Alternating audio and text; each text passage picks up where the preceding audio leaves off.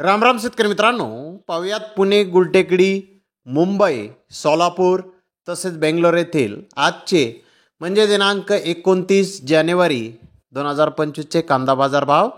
चला तर मित्रांनो, जाणून घेऊयात कोणत्या मार्केटमध्ये आज कांदा भावाची आवकेची परिस्थिती नेमकी कशी होती. तर सुरुवात करूयात पुणे गुलटेकडीतून. पुणे गुलटेकडे ते 15,560 क्विंटल कांद्याची आवक झाली होती. पुणे गुलटेकडे ते 1,200 रुपयापासून जास्तीत जास्त 2,600 रुपये क्विंटलपर्यंत साईजनुसार कांद्याला बाजारभाव निघालेले आहेत. तर पुणे गुलटेकडे ते सरासरी कांदे आज 1,900 रुपये क्विंटलपर्यंत विकले आहेत. तर मुंबई येथे 119 गाड्यांची आवक झाली होती. नारळ साईज कांद्याचे काही लॉट 2,900 ते 3,000 रुपये क्विंटलपर्यंत विकले. त्याखालोखाल सुपर कांदे 2,400 ते 2,800 रुपये क्विंटलपर्यंत विकले. मिडियम कांदे 2,200 ते 2,300 रुपये क्विंटलपर्यंत विकले. चांगले कांदे 1,500 ते 2,100 रुपये क्विंटलपर्यंत विकले. गोल्डी 1,000 ते 1,400 रुपये क्विंटलपर्यंत विकले. तर सफेद कांदे 1,500 ते 2,500 रुपये क्विंटलपर्यंत आज मुंबई येथे विकले आहेत. तर सोलापूर येथे आज 225 कांदा गाड्यांची आवक आली होती.